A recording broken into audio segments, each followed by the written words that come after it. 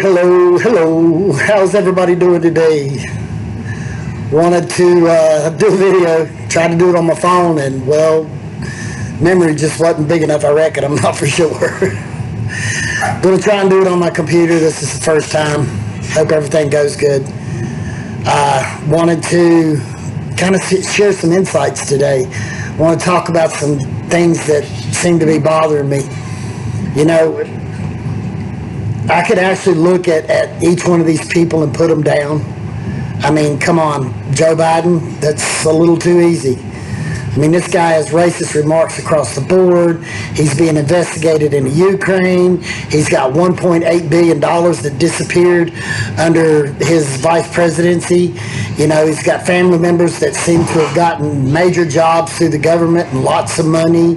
The guy's got health issues. I mean, come on, health issues. And, you know, we impeached the president. His name was Nixon, for investigating his political opponent. So, you know, there's those things. And then we got old Kamala, just got her in, and she comes from a state that's failing across the board, but yet she wants to help run our country when she can't even help the homeless in her own state. You know, she got some serious questions. Guy on death row, she's holding the information that shows he's innocent, but yet she won't release the information. Yeah, okay, so, but like I said, that's a whole nother topic in its own. I'm not here to attack their personal character. I want to talk about what they're running on, what they think they can, how they can run the country. We'll start off with this current state of affairs, not the craziness going inside cities, but the craziness that's going on around the world. And I want to know why there was such a negative response from these individuals in the beginning. I mean, when the current president was blocking the borders and trying to limit the amount of cases that were going to inevitably happen in this country, why they were so negative and taking such a negative stance toward him. I mean, this was a serious situation, and they weren't taking it serious, treated it like any other issue that's ever happened in this nature. We want to talk about medical supplies. Let's be honest. For a worldwide medical event, do you think a 30-day supply is actually a supply, or is that just a joke? I mean, you'd think that you'd have at least 90 days, maybe even 6 months worth of this stuff stockpiled in order to help with this issue. But they had it all under control. They knew all the answers. They had their little booklet that told them how they were going to deal with it, but yet they didn't even have the supplies backed up. That wasn't our current president's fault. That was theirs.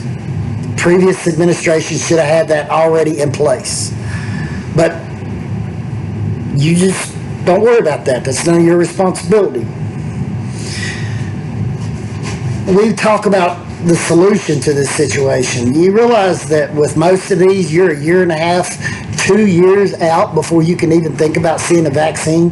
But we're already talking about a vaccine within 6 months. That's never happened. That's unprecedented. It's never happened in any previous administration. Usually because they kept it within the government and they didn't want the locals, they didn't want the normal doctors and stuff to be involved in it. So their little ideas weren't worthy enough.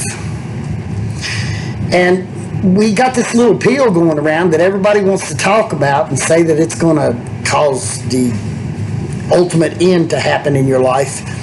But yet, why was there so many reports that were false, that were not performed properly, that didn't have proper doctors or proper facilities, or numerous things that just didn't make sense? You know, there's too many things there that don't add up. But that's not what you're told. That's not how it's portrayed to the American people. And this is common sense stuff that you need to look into and you need to think about, because that's what's important, common sense. It ain't the hoopla that's through to your face on a daily basis. It's common sense.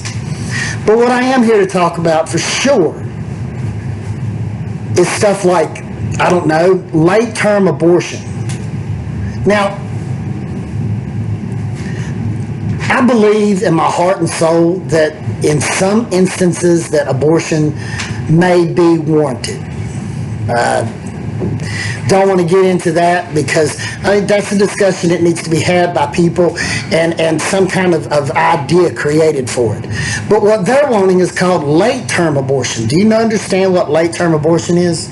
This is 9 months into the pregnancy and they can abort the child.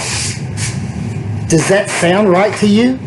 I mean, they've had numerous days to think about this, to talk to counselors, to come up with alternate options, but yet all of a sudden at the last moment they want to terminate a child that's inside the womb. We already know that when a child comes out that it already kind of knows its mother and father's voice.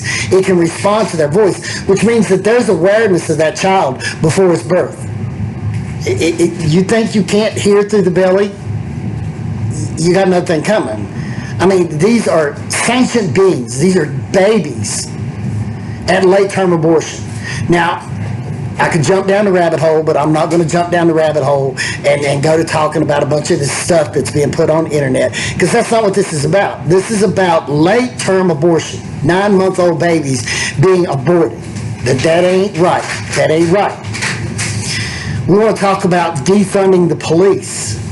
Now, if you defund the police and you start sending social workers out, psychologists and therapists and people who's trained to talk to people in a controlled environment, how long before they go into an uncontrolled environment where there is live ammunition, live rounds flying around, where there's angry people being manipulated by more angry people, and they start getting shot before they start saying, I need more body protection, I need self-protection, and they start carrying weapons?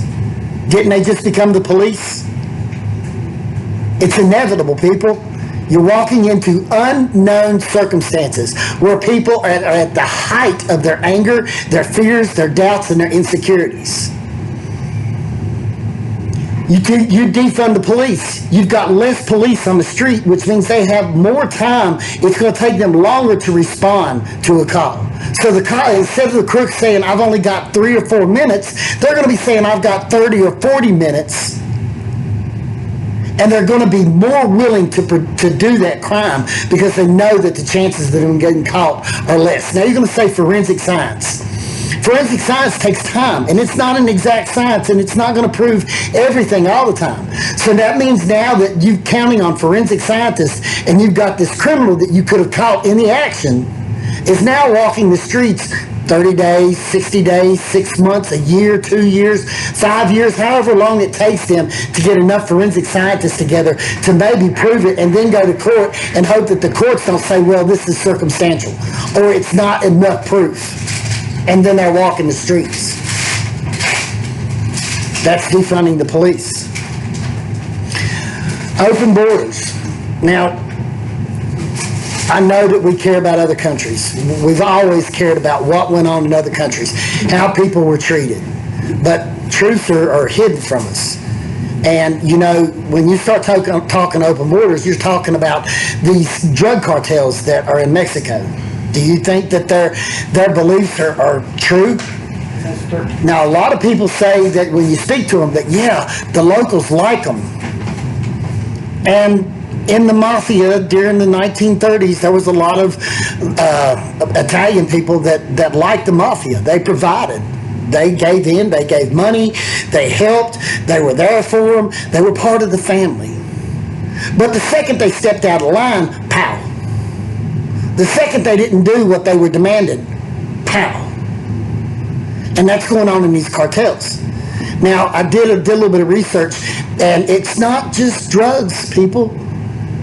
There was a guy who had an avocado farm, and they told him that you need to give us a kickback so we can protect you from the bad elements that are out there. And this guy denied it. They burnt his farm to the ground. They burnt every one of his trees to the ground. Now, I think you're thinking, oh, wow, a tree, avocado tree, you just grow it back, no big deal. It takes 7 years to get an avocado plant to the point where it's producing fruit.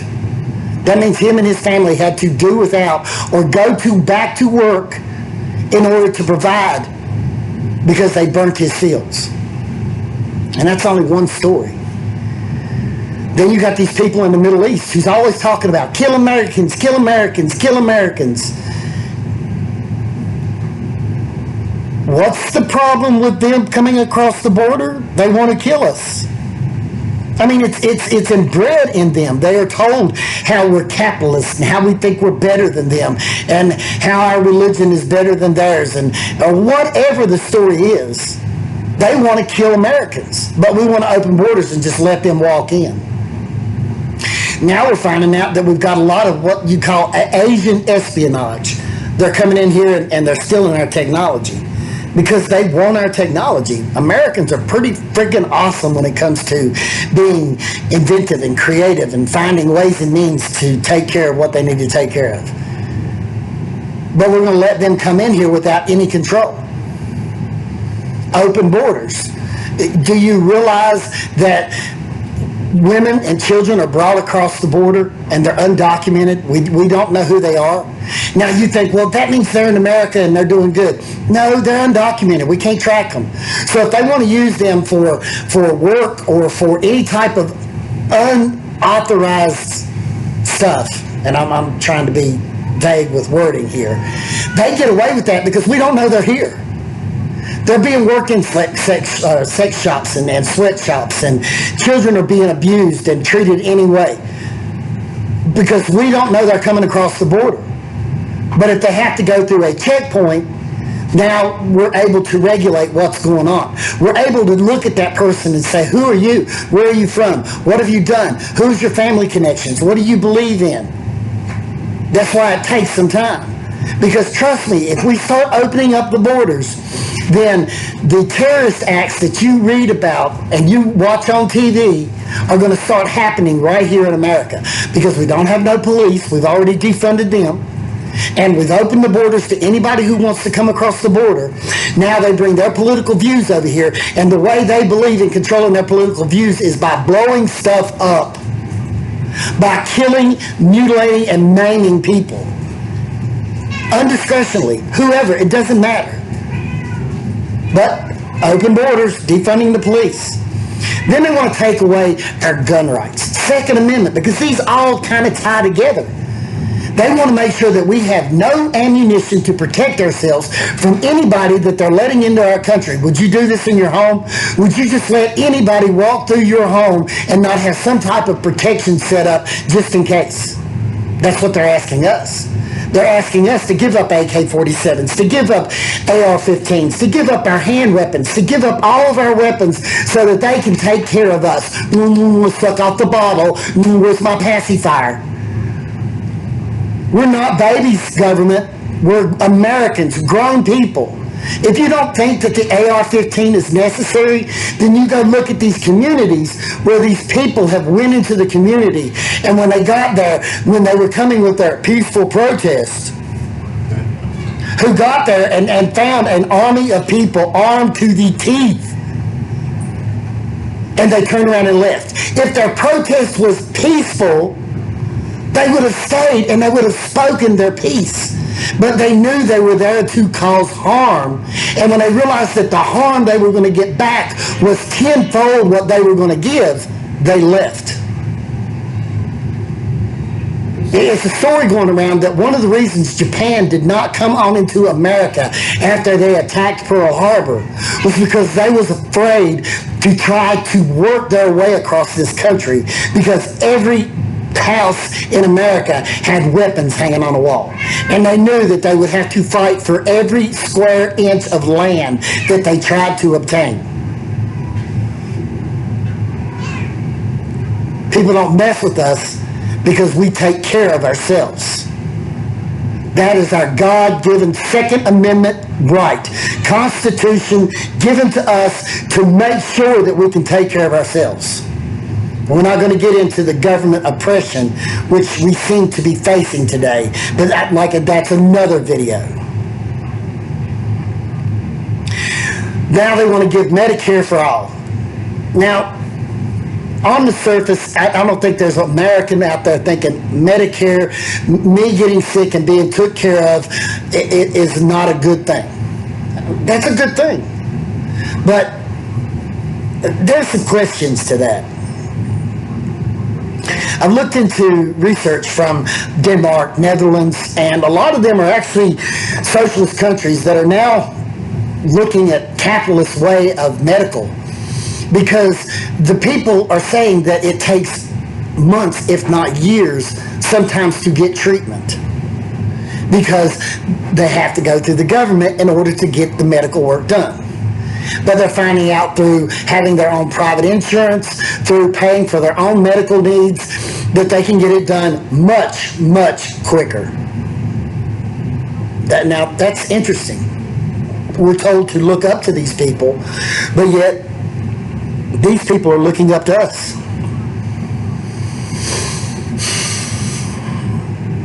I watched a video the other day of a girl from North Korea, and this young girl was talking about how they had Medicare for all, how the government provided their medical needs.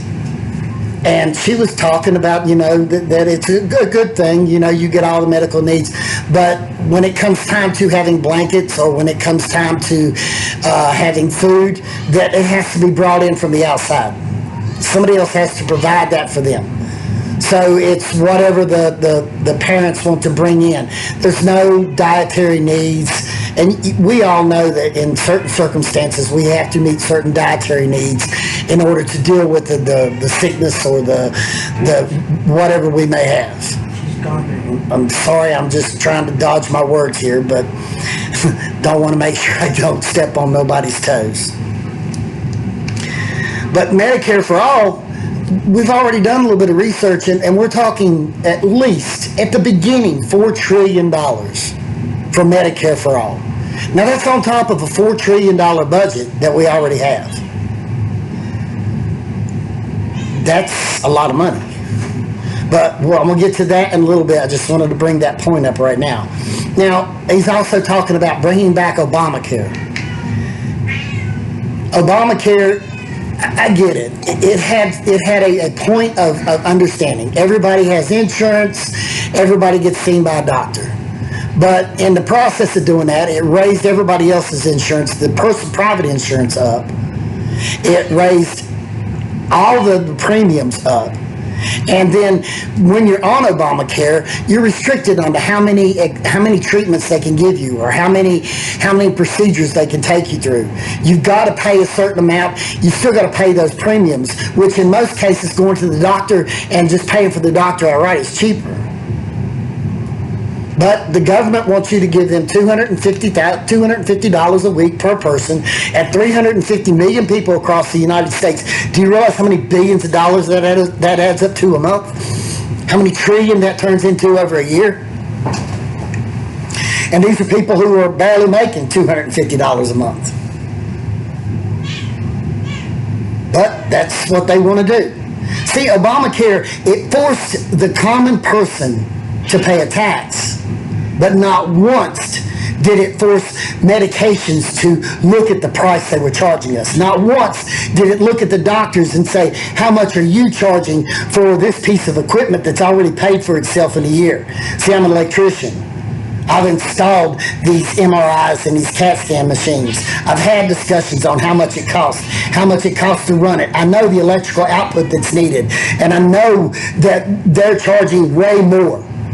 I mean, you're going to tell me that technician is getting paid $250 an hour to look at that? As an electrician, I often wonder, why don't I get paid like that? Because that CAT scan and that MRI, that doctor, they wouldn't do good if I didn't have electrical supply to that building. If they didn't have lights and stuff to see, and computers wouldn't work too good without that computer, would it? Without that electricity, would it? But hey, that's personal opinion. But anyway, these are things that are not provided in Obamacare, and that's why Obamacare failed, because it's still taking care of the rich and forcing the poor to pay. But Joe wants us to have Obamacare. Now, China. And I'm gonna be honest with you, I could probably do multiple videos on China. And I may forget a name or two because there's just a whole lot when it comes to China. But we're gonna start off with CO2 emissions.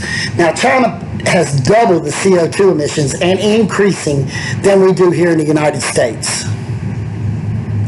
You do realize that China has no mandations on controlling CO2.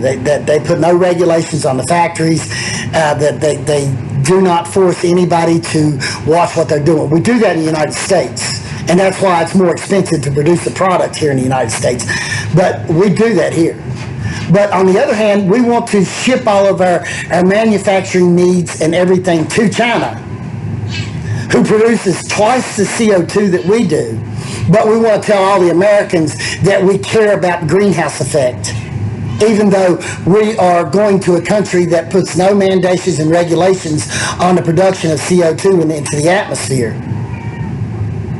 Does that sound right? What's good for me is not good for them? That don't sound right. I mean, we care about the earth, but we only care about the earth in the United States. I'm sorry, but if the earth burns, it all burns. Not just one little area. Jobs. We gave our jobs to China. AFTA, Asian Free Trade Agreement, NAFTA, North American Free Trade Agreement. See, when we signed that, they gave them the ability to go to another country, produce their product, ship it over here, not have to pay extra taxes. And it made it cheaper for them to go to a country where they get to pay somebody $3 a day to produce a product, pay very little taxes, and then ship it back to America for us to buy it. That don't sound right. Those free trade agreements did not help us. They took our jobs away. They took all of our jobs over there. That's why Obama stood up and said, it will take a magical wand in order to bring the jobs back to the United States. Well, guess what? We found a magical wand. We started charging China, and we started putting tariffs on them on the shipping of materials to the United States. All of a sudden, these rich people wanted to come back. Understand, when you buy material from China, you're supporting child labor.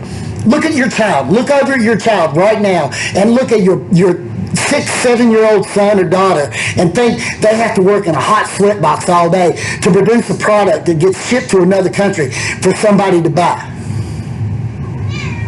They don't get to go to school. They don't get to go out and play. There ain't no Xbox. There ain't no PlayStation. There ain't no internet. There ain't none of that. That's called child labor. That's why we don't do it in the United States. But you're perfectly fine with that happening in China as long as you don't have to see it or your children don't have to worry about it. Suppression. China suppresses their people. They hold their internet back. They control their media. They let them know what they want to know. They were telling everybody in the height of this we're in the middle of that it came from America. We were the cause behind it. Suppression. Controlling the media, controlling the newspapers, controlling what your people hear and see. Racism. You know, we have some racism in this country, and the racism we have in this country first needs to be cut at the political level. It needs to be against the law to use racism as a political stance for office for any position. It needs to be stopped at the house with your family. If your race is better than any other race out there, why didn't you create, invent, discover, find, manipulate, build everything in the world? Every great idea, everything that's ever happened, if one race was better than all the rest, should have come from that race and the others, and no others. Sorry, this is one topic that gets me really ill, because I do not believe in racism at all. I'm smart enough to look back and see that people throughout time have done things from all colors and all races and all ethnic backgrounds. But in China, it's perfectly okay for the Chinese people to talk about the whites, to talk about the blacks, to talk about people from other parts of China that they don't believe in. Out loud, in public, right to your face. The only reason they get away with it is because most people don't understand Chinese, or they know Cantonese and don't know the multiple languages that's in China. Mandarin was the other one. It's the two major languages spoken in China. Human extortion. They extort their people. They pay them $300 a friggin' month to live off of. They work them. They tax them for everything so the government can go build stuff, create stuff, and do stuff. But that's China. They extort their people. The people do not have a free life. Why do you think they was walking up and down the streets with American flags during this stuff? Because they want freedom. They want to make a day's pay and to be able to prosper and enjoy life. To not live in little square boxes and suffer and eat whatever they might be able to kill on the freaking street because they can't afford meals every day of the week. That's extortion. And I know that you've seen these videos with these people with their hands tied behind their back and these black bandanas tied around their eyes. Have you looked into that? Have you looked into the fact that that Mongolia and Tibet and there's another one, the ones that I'm talking about right now, these people don't want to be part of China. But China has took over their land and is forcibly making them live by their laws. They are killing them. Pow! Dead! And you can do the research on videos and find that this is actually going on. Do you hear about that in America? If California wants to succeed from the United States, by all means, go through the proper work and make it happen. We don't give a hoot. But if you do that in China, we're going to kill you.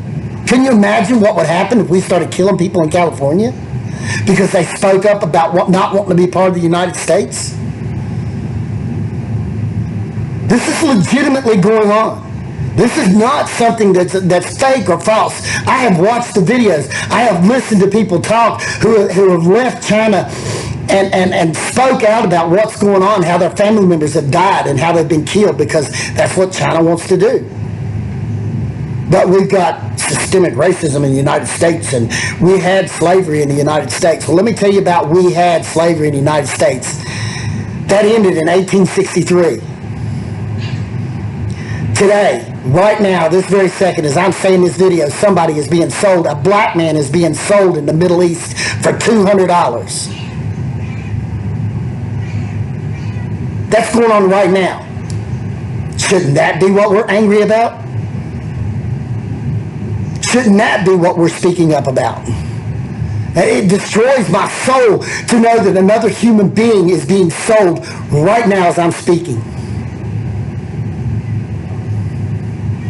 But no, we want to talk about how bad America is. I was on China, but... So Joe Biden says that when he gets into office, and this is going to lead into a couple more topics, that he's going to stop certain things, coal, oil, fracking in the United States. Okay, so you realize that's 9 million jobs. That's about half of what the issue is right now with the current situation. And these jobs, with the current situation, they can be gotten back overnight. These 9 million jobs are gone. They're gone. This means 9 million people in the United States are now on welfare. Unemployment. What the hoot ever. That's a lot of people. It's a lot of people at one time. Now this leads into the Green New Deal, because the reason he's wanting to get rid of these jobs is because of fracking and oil and coal and natural gas.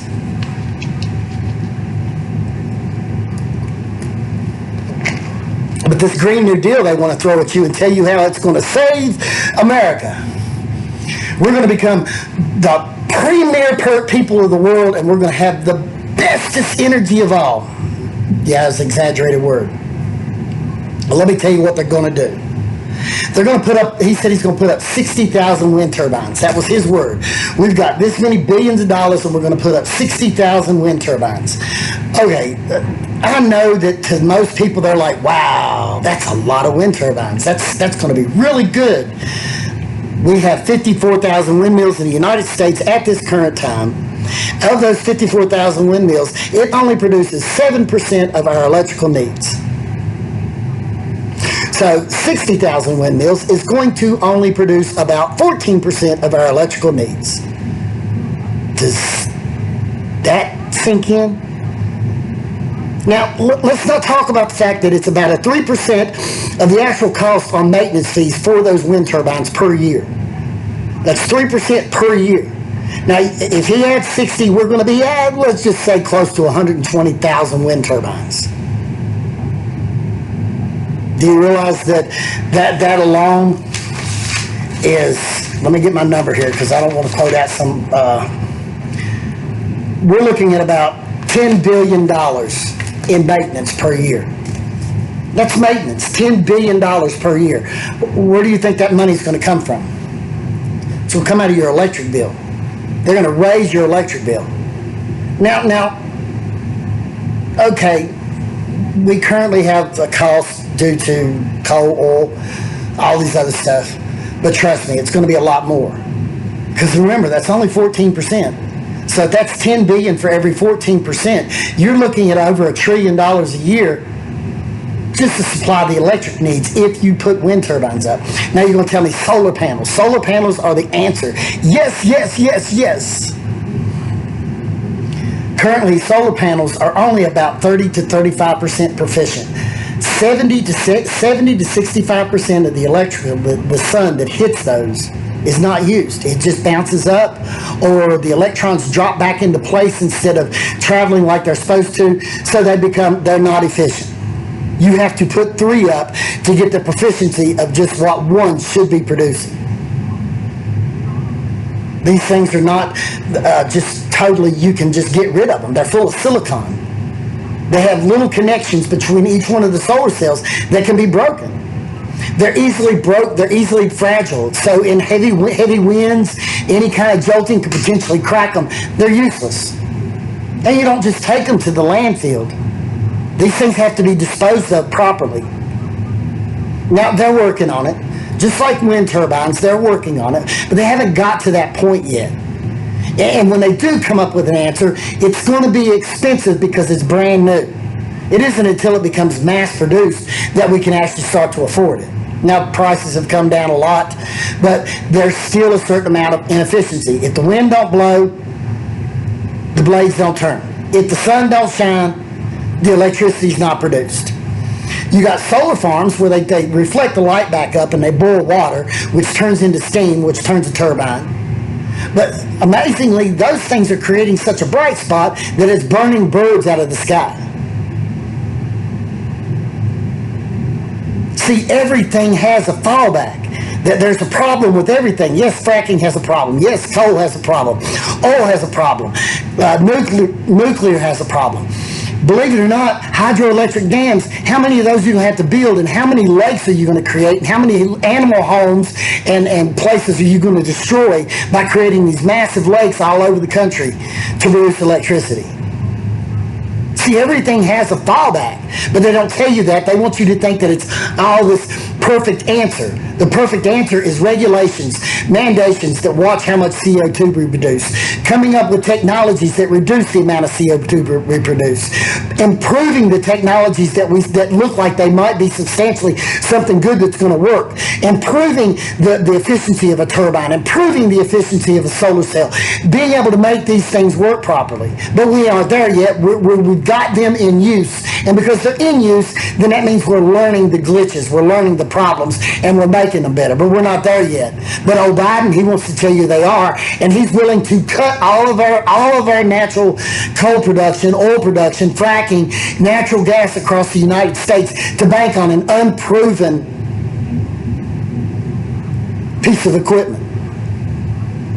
He's willing to put us all out of work. And when they don't work and you still have to produce electricity, what are you going to do? You're going to go to China. You're going to go to the Middle East. And now we're going to have to pay these products from these people who we've already seen jacked our prices of gas up to $4 a gallon. And we're going to go back to that again. So not only has he raised your taxes, but he's also raised the cost of all the products across the board. We've already seen that happen. Follow the line. Follow the chain. Everything's connected.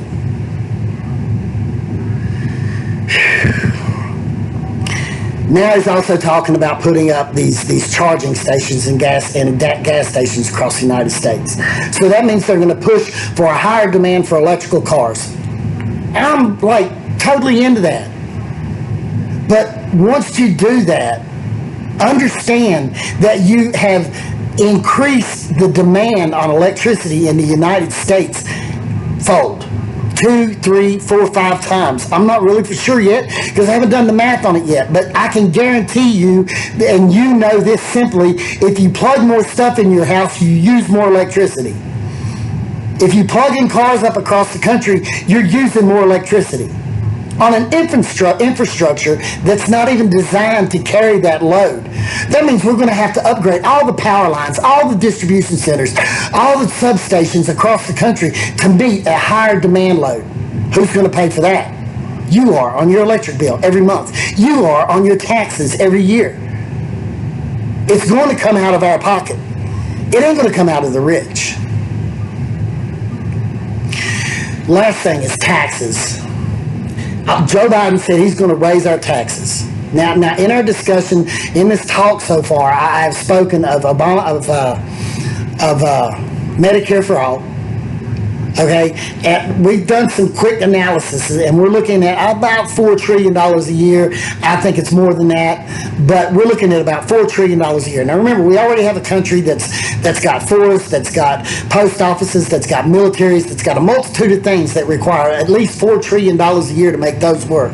So now we're up to $8 trillion a year, and we haven't even talked about, never even brought it up in this conversation about free college. That's going to cost us about another $4 trillion a year. Sending every child to college is going to cost us about another $4 trillion a year. Now that's $12 trillion. That ain't including the fact that he's increased the electrical demand. That ain't including the fact that he's put all of this new equipment out there that we're going to have to pay for. But we're just going to go ahead and leave that roughly at $4 trillion because this proves the point. Without everything else included, that means there's things that we haven't even talked about yet. You're already at $12 trillion a year to run this country. Now, where does that money come from? They're telling you it's going to come from the rich. But what did we learn about the rich through the North American Free Trade Agreement and the Asian Free Trade Agreement? They'll go somewhere else. They'll go to another country where they don't have to pay the high taxes and ship it over here. They've already done it. You don't need proof of that. It already happened. So when they need this $4 trillion a year, who are they going to look at? They're going to look at the common man, woman, and child. And it ain't going to care what color you are. It ain't going to care what religion you are. It's going to care about whether they get their money or not. Now, we currently pay 18 to 21%. I don't know. It's changed lately. I'm off the hook about it. But if you're paying 18% of your taxes per year and to run this country, what's it going to take at $12 trillion? Well, let's see. 18 times 3, 3/8 is 24. 54% of your paycheck. 54% of your weekly income will go to the United States government to supply it, to keep it running. When in all reality, all you had to do was create jobs in this country so people had a place to go to work, so they were paying taxes and taking care of the things that needed to be took care of. That's the answer. But that's not the answer they're providing you. They're providing you a bunch of smoke and mirrors to make you think they're going to save your life. They're not. They never have. They never will. It's all a smokescreen so they can get rich. I know that's going to go down some people's throats as a conspiracy, but it's true. If a person makes $100,000 a year, they should not have hundreds of millions of dollars 10 years later. Where's that money coming from? Where's the kickbacks coming from? How's the rich paying? I mean, there's 101 ways we can go about this. If you just want to take Big Pharma is selling insulin in the United States for $300 a vial, and they sell that same insulin in Germany for $35 a vial. The exact same company. The rest of the world is living off the backs of the working Americans. And that's what Joe Biden wants you to do. That's what Joe Biden wants to keep us in the process of, making everybody else's life comfortable while we suffer, so that we don't get to be so almighty. And we're not almighty. We just believe in the freedom that we currently have and would love to maintain. Sorry, I'm getting a little heated. I love my country, folks. And these stories and these topics can go on and on and on. As I talk, I think there's more and more things that I would love to say. I knew that when I started this that it was going to be a long video. And, you know, if you have insight, if you want to have a discussion, please contact me. Do whatever you got to do. If you watch this video all the way to the end and you like what I said and you believe in what I said, please share it. Please share it now. Get it out. You ain't got to click and subscribe. I'm not trying to be some YouTube guru. I'm just trying to save my country. I ain't trying to get rich off the people of America. I'm trying to work with my brothers and sisters across this country to make it and keep it the country that it's always been. Like I say, much love, much peace. I'm pretty sure I'll do another video. I could have took every one of these subject matters and turned them into an hour video, each one alone. But do some research, do some looking. Look into what these people are running on. Don't pay attention to conspiracy theories. Don't pay attention to, oh, he's better than the current president. Don't pay attention to none of that. Look into these things. Look into what they're saying and what it's actually going to cost you and where it's actually coming from and how it's actually going to affect the world as a whole. Because that's what's happening. Everything he's doing right now is not just affecting us. It's affecting the world as a whole. Peace, love. Hope to talk to you again soon.